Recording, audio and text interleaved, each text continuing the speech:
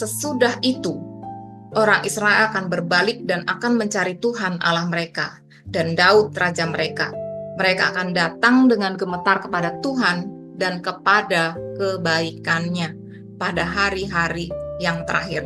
Nah, menarik sekali. Di sini dikatakan pada hari-hari yang terakhir ya. Be'ahahit hayamim.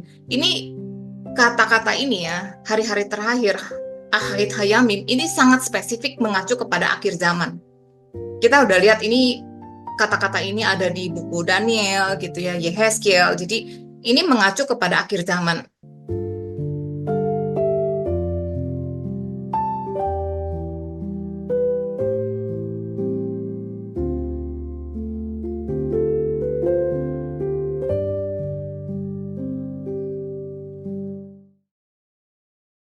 Oke, mari kita bersatu dalam doa. Bapa, kami ucap syukur Bapa, karena Engkau baik, karena kasih setiamu kekal untuk selama-lamanya. Kamu ucap syukur untuk penyertaan Engkau, dimanapun kami berada, di Indonesia, di Amerika, di belahan bumi lain, kami percaya Tuhan, Engkau bersama-sama dengan anak-anak-Mu. Kalau malam hari ini di Indonesia dan pagi hari di Amerika, kami mau mendengarkan firman-Mu. Engkau sendiri yang mau berbicara pada anak-anak-Mu. Engkau sendiri yang mengungkapkan hati Engkau pada anak-anak-Mu. Biarlah kami menerima pewahyuan demi pewahyuan yang baru dari Engkau sendiri. Terima kasih Bapak, kami mau serahkan semuanya ke dalam tangan Engkau dari awal hingga akhir. Berkati juga setiap orang yang menonton baik rekaman maupun YouTube. Biarlah Kau sendiri juga yang mau membukakan hati mereka. Karena Kau mengasihi kami anak-anak-Mu. Terima kasih Bapak, di dalam nama Tuhan Yesus kami berdoa dan mengucap syukur. Amin. Oke. Kita akan bahas nubuat akhir zaman di kitab Hosea. Nah, mungkin kalian bertanya-tanya ya, kitab Hosea emangnya ada nubuat akhir zaman di kitab Hosea gitu ya. Kita udah bahas akhir zaman di kitab Daniel, akhir zaman di kitab Yehezkiel, kita bahas juga kitab Wahyu. Dan sekarang kita lihat kitab Hosea gitu. Dan kita akan lihat sebetulnya ada juga nubuatan akhir zaman di kitab Hosea gitu. Nah, kalau kalian pernah baca kitab Hosea ini, sebetulnya ini kan adalah satu kitab yang menarik ya, karena di sini tuh berisi alegori. Alegori itu suatu pesan simbolik, tetapi yang dilakukan oleh Hosea menggambarkan kasih Tuhan kepada umatnya gitu ya. Dan kalau kita lihat kitab Hosea ini, kita mungkin bisa berpikir ini unconditional love atau reckless love gitu ya. Reckless itu artinya serampangan ya, ceroboh gitu ya. Nah, kita juga bisa lihat apakah ini amazing grace atau hyper grace, karena ini suatu cerita yang sebetulnya hampir tidak masuk akal gitu ya. Nah, kalau kita lihat kitab Hosea itu adalah kitab nabi kecil ya, masuk di dalam minor prophet. Ini adalah kitab nabi kecil pertama dari ke-12 nabi-nabi kecil. Jadi nabi-nabi kecil itu seperti Yoel, kemudian ada Zakaria, ada Maleaki, itu semua nabi-nabi kecil. Bukan berarti mereka tuh perannya minor ya, tetapi kecilnya dalam arti tulisannya tuh sedikit gitu. Jadi disebut sebagai minor prophets. Kalau di Tanakh itu masuk sebagai kitab nabi-nabi, Nevi'im. Nah, Hosea ini adalah nabi terakhir di kerajaan Israel Utara. Kita tahu setelah Salomo mati, anaknya Rehabeam kemudian pecah kerajaan jadi dua, kerajaan Israel Utara dengan ibu kotanya Samaria, kemudian kerajaan Yehuda di bawah selatan dengan ibu kotanya Yerusalem. Nah, Hosea ini diutus untuk menjadi nabi di kerajaan Israel Utara. Kemudian dia memulai pelayanan itu sejak Raja Yerobeam kedua dari tahun 787 sampai 747 sebelum Masehi, sampai Raja Hosea ya, raja terakhir di kerajaan Israel Utara, 731 sampai 722 sebelum Masehi. Kita tahu pada tahun 722 atau 723 sebelum Masehi, Israel Utara ini akhirnya dikuasai oleh Asyur dan orang-orang Israel Utara itu dibuang ke Assyria. Nah, kemudian di sini dikatakan di Hosea 1 ya. Ketika Tuhan mulai berbicara dengan perantaran Hosea, berfirmanlah ia kepada Hosea, "Pergilah, kawinilah seorang perempuan sundal dan peranakanlah anak-anak sundal, karena negeri ini bersundal hebat dengan membelakangi Tuhan." Jadi di sini menarik sekali karena Tuhan itu memberikan alegori ya. Jadi seperti pesan simbolik, tetapi itu harus dilakukan oleh Hosea. Jadi dikatakan kawinilah seorang perempuan sundal karena negeri ini bersundal hebat dengan membelakangi Tuhan. Jadi seperti Tuhan itu mengawini bangsa Israel yang bersundal Seperti itu juga Hosea itu harus mengawini seorang perempuan sundal gitu. Ini dikatakan, maka pergilah ia, Hosea ya, dan mengawini Gomer binti Diblaim. Lalu mengandunglah perempuan itu dan melahirkan baginya seorang anak laki-laki. Ya, Gomer ini dia adalah seorang pelacur ya di daerah kerajaan Israel Utara ini. Jadi dia kawinin dan melahirkan seorang anak laki-laki. Nah, kemudian dilanjutkan. Kemudian berfirmanlah Tuhan kepada Hosea, berilah nama Yisrael kepada anak itu, sebab sedikit waktu lagi, maka aku akan menghukum keluarga Yehu karena hutang darah Yisrael, dan aku akan mengakhiri pemerintahan kaum Israel. Maka pada waktu itu, aku akan mematahkan busur panah Israel di lembah Yisrael. Jadi Yisrael ini adalah satu lembah di daerah Israel Utara, dan itu adalah tempat di mana banyak terjadi peperangan di situ. Di Alkitab diceritakan Deborah dan Barak itu melawan orang Kanaan, itu di lembah Yisrael. Kemudian Gideon melawan orang-orang Amalek, itu juga di lembah Yisrael. Saul dengan anak-anaknya itu juga melawan orang Filistin di lembah Yisrael juga gitu. Dan di sini juga Yehu itu membunuh keluarga dari Raja Ahab dan juga istrinya Isabel itu juga di lembah Yisrael gitu ya. Di sini bilang ada hutang darah Yisrael. Jadi ini lembah berdarah lah istilahnya gitu ya. Dan dikatakan bahwa aku Tuhan akan mematahkan busur panah Israel di lembah Yisrael karena itu lembah darah. Nah, kemudian dilanjutkan, lalu perempuan itu mengandung lagi dan melahirkan seorang anak perempuan. Berfirmanlah Tuhan kepada Hosea, berilah nama Lo Ruhama kepada anak itu, sebab aku tidak akan menyayangi lagi kaum Israel dan sama sekali tidak akan mengampuni mereka. Jadi Lo itu dalam bahasa Ibrani artinya tidak ya. Ruhama itu dari kata raham, yang artinya compassion atau mercy. Jadi belas kasihan gitu ya, pengampunan. Dikatakan lo ruhama karena dibilang aku tidak akan menyayangi lagi kaum Israel dan tidak akan mengampuni mereka. Gitu ya, ini anaknya yang kedua yang perempuan.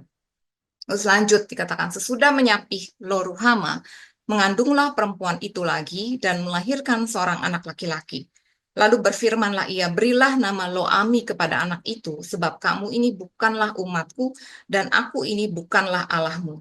Lo itu tidak ya, atau bukan. Am itu artinya umat atau bangsa. Ami itu artinya umatku atau bangsaku. Kayak sekarang mungkin seringkali kita dengar Am Yishrael Chai, artinya bangsa Israel hidup. Jadi ini Ami artinya umatku. Dikatakan Lo Ami, kamu ini bukan umatku, aku ini bukan Allahmu. Gitu ya. Jadi itu nama ketiga anak Hosea dan Gomer. Nah, setelah punya tiga anak, apa yang terjadi? Gomer itu kembali ke pelacuran. Dia nggak betah kali ya punya satu suami aja gitu. Jadi akhirnya dia kembali ke pelacuran. Dan apa yang terjadi? Di Hosea 3 ayat 1 dikatakan, berfirmanlah Tuhan kepadaku, pergilah lagi, cintailah perempuan yang suka bersundal dan berzinah, seperti Tuhan juga mencintai orang Israel, sekalipun mereka berpaling kepada allah-allah lain dan menyukai kue kismis. Kue kismis adalah kue yang biasa dipersembahkan untuk para Baal gitu. Jadi di sini dikatakan Tuhan bilang kepada Hosea, pergi, cintailah perempuan yang suka bersundal dan berzinah seperti Tuhan mencintai orang Israel. Jadi kita mungkin kalau baca begini ya sekelebat ya kita nggak ngerti. Tapi bayangin, Hosea ini adalah seorang nabi. Dia disuruh Tuhan untuk kawinin seorang pelacur. Setelah itu ketika pelacur itu kembali ke pelacuran, disuruh pergi, disuruh cari. Bayangin ya, kalau misalnya situasi seperti itu, dia seorang nabi, dia datang dari satu pelacuran ke pelacuran yang lain. Bayangin, itu di mana harga dirinya? Orang kan bilang, kamu kan nabi, kamu ngapain di sini gitu. Tadi bilang saya lagi cari istri saya. Istri kamu, emang istri kamu pelacur? Bayangin situasi dia gitu ya. Tapi dibilang pergilah. Dan nggak cuma pergi, suruh cari. Tapi dibilang cintailah. Bayangin disuruh cintai gitu loh. Jadi ini apa ini? Apakah ini unconditional love atau reckless love gitu ya? Ini namanya apa gitu? Amazing grace atau hyper grace gitu. Jadi dibilang pergilah, cintailah. Seperti Tuhan juga mencintai orang Israel sekalipun mereka berpaling kepada Allah lain. Nah, kemudian di Hosea 3 ayat 2 dikatakan, lalu aku membeli dia bagiku dengan bayaran 15 shikal perak dan 1,5 homer jelai. Jadi udah dia ketemu nih, dia nggak bisa tarik ambil lagi itu istrinya kecuali dia bayar. Dia harus bayar ke tempat pelacuran itu. Dia harus beli istrinya sendiri dengan bayaran 15 shikal perak dan 1,5 homer jelai. Bayangin situasinya seperti itu. Tapi Tuhan bilang seperti itulah Tuhan mencintai umatnya gitu ya. Nah, apa sih artinya 15 shikal perak dan 1,5 homer jelai? 15 itu kalau dalam bahasa Ibrani mereka kan nggak punya angka ya, jadi pakai huruf ya. Yud He itu 15, 10 plus 5 itu 15. Tetapi karena Yud He ini adalah singkatan dari nama Tuhan ya, Yud He Vav He. Biasanya orang Israel itu orang Yahudi itu mereka kalau nulis angka 15 mereka nggak pakai Yud He gitu ya. Meskipun kalau misalnya 14 gitu Yud Dalet gitu ya. Tapi ini mereka biasanya nggak pakai Yud He, mereka biasanya pakai Tet Vav gitu. Tet itu 9, Vav itu 6. Jadi supaya nggak kesaru dengan nama Tuhan gitu ya. Nah, 15 ini itu berarti cerminan dari glory, splendor, majesty, beauty, grandeur, magnificence, majestic, splendor gitu. Jadi keagungan gitu, keindahan gitu. Dan kita tahu ada 15 step menuju ke baitnya Salomo. Kemudian ini juga berarti memasuki peristirahatan Tuhan gitu ya. Kemudian 15 ini juga berarti freedom atau kebebasan. Kita tahu tanggal 15 Nisan itu adalah the Feast of Unleavened Bread. Jadi tanggal 14 Nisan itu adalah Paskah ya. 14 Nisan itu menggambarkan penebusan oleh darah Kristus dan 15 Nisan itu ketika tubuh Kristus itu dikuburkan. Jadi freedom ya sudah selesai itu penebusan itu sudah selesai. Jadi Tuhan Yesus sudah mengalahkan maut. Kemudian 15 ini juga berarti new direction, new life gitu. Jadi arahan yang baru, kehidupan yang baru. Dan kita tahu juga The Feast of Tabernacle atau Festival Pondok Daun itu terjadi pada tanggal 15 bulan Tishri. Jadi angka 15 ini sangat-sangat signifikan. Dan perak itu kalau di Bible itu berbicara mengenai penebusan, redemption ya. Dan kemudian ada 1,5 homer jelai. 1,5 homer jelai ini itu berharga sama dengan 15 shikal perak. Artinya apa? Jadi 15 shikal perak tambah 1,5 homer jelai yang juga berarti 15 shikal perak. Artinya totalnya adalah 30 shikal perak. Nah, apa sih artinya 30 shikal perak? Di Imamat 27 itu adalah hukum mengenai nazar ya. Dikatakan kalau misalnya seorang itu bernazar mengenai orang gitu ya, itu kalau misalnya dia tidak bisa memenuhi nazarnya, dia harus bayar. Nah, di sini dikatakan, maka tentang nilai bagi laki-laki dari yang berumur 20 tahun sampai yang berumur 60 tahun, nilai itu harus 50 shikal perak. Jadi kalau laki-laki antara 20 sampai 60 tahun, itu nilainya adalah 50 shekel perak. Ditimbang menurut shikal kudus. Tetapi jika seorang perempuan, maka nilai itu harus 30 shikal. Jadi itu adalah nilai perempuan antara umur 20 sampai 60, dia 30 shikal perak.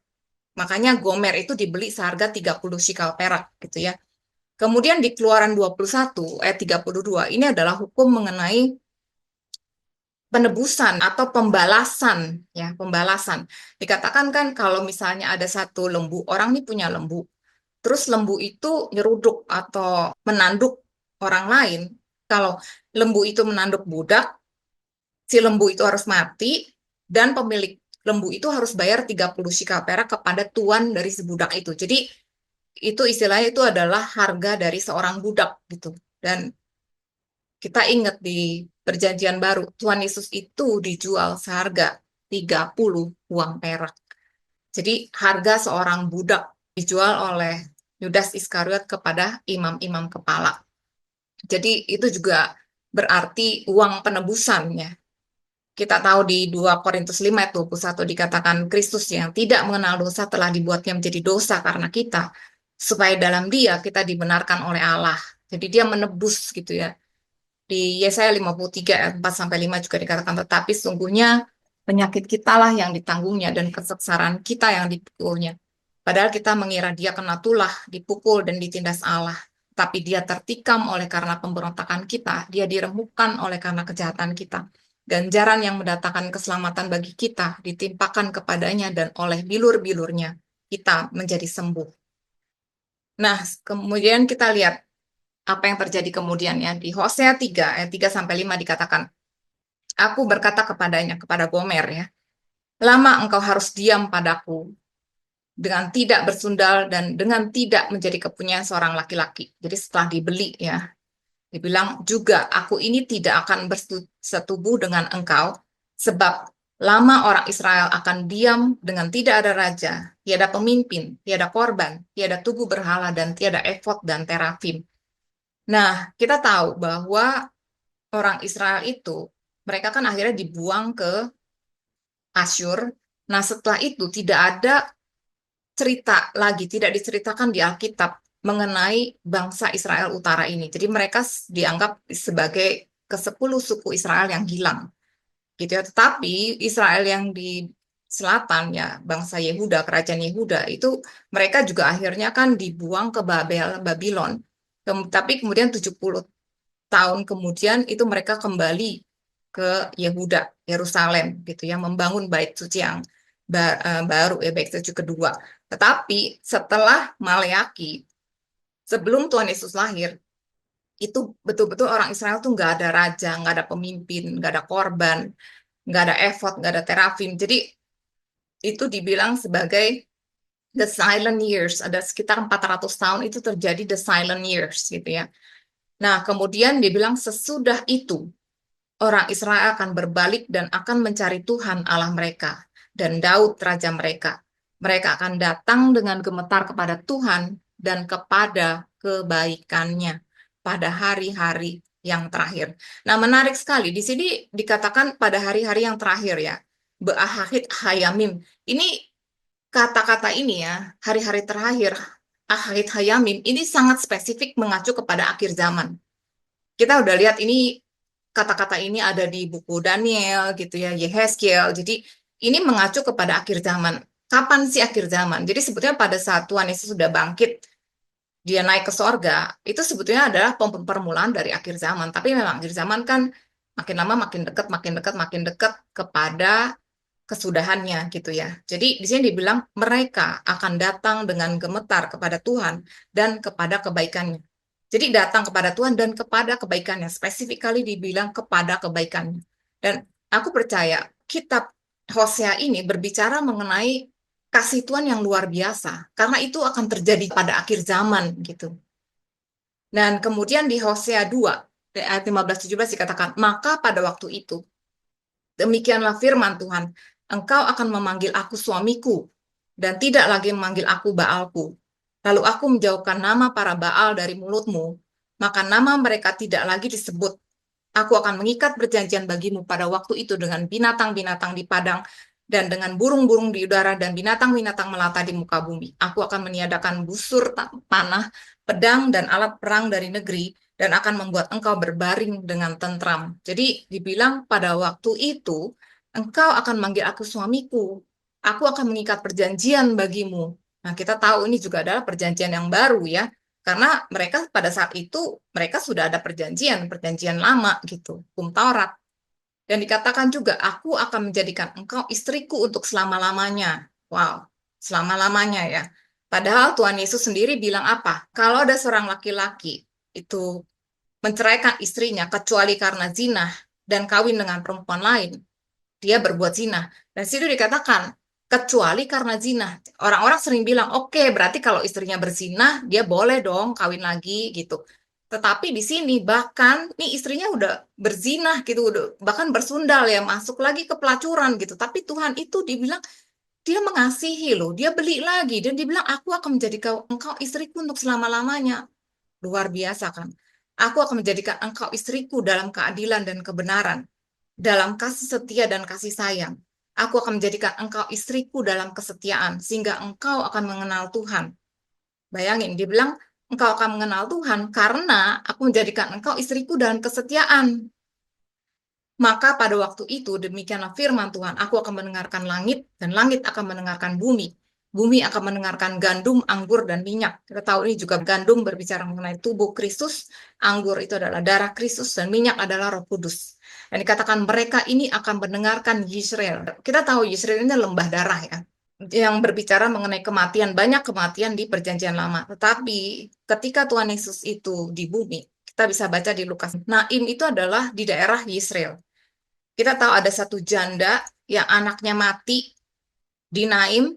Apa yang dilakukan Tuhan Yesus? Dia malah membangkitkan anak itu dari kematian di lembah darah. Jadi mereka ini mendengarkan Yisrael. Aku akan menaburkan dia bagiku di bumi dan akan menyayangi lo Kuhama. Dan aku berkata kepada lo amin, umatku engkau, dan ia akan berkata Allahku. Jadi ini luar biasa, dan ini akan terjadi di akhir zaman ya, pada waktu-waktu terakhir. Nah, Gomer itu sebenarnya artinya utuh atau komplit. Jadi Hosea itu nggak utuh sampai dia mengawini Gomer. Luar biasa. Kita ingat itu adalah alegori ya, suatu simbol bahwa Kristus itu nggak utuh istilahnya ya, kecuali dia mempunyai kita, bayangin. Jadi sampai segitunya, makanya kita harus ditebus, bahkan pakai darahnya sendiri, pakai tubuhnya sendiri yang dihancurkan. Ketika dia sudah selesai, ketika itulah dia utuh. Jadi dia beristirahat ketika dia sudah selesai membayar harga untuk mempelainya. Karena pada saat itulah dia utuh seperti Gomer. Halo semuanya, salam sejahtera, dan semoga semua dalam keadaan sehat. Selamat berjumpa dalam Grace for Indonesia. Nama saya Rita. Saya dan teman-teman adalah bagian dari kelompok sel yang bernama Sola Gracia Life Group. Kalau kalian punya pertanyaan seputar topik yang kami bahas, atau ada topik menarik yang ingin kami bahas dalam pertemuan selanjutnya, ataupun kalian memiliki prayer request untuk didoakan, silakan masukkan dalam komen. Kami berharap apa yang kami sharingkan bisa memberikan semangat dan pengharapan, karena kita punya Tuhan yang luar biasa. Kalau video ini memberkati kalian, tolong di like, subscribe, dan di share, supaya menjadi berkat juga buat banyak orang. Terima kasih, Tuhan Yesus memberkati.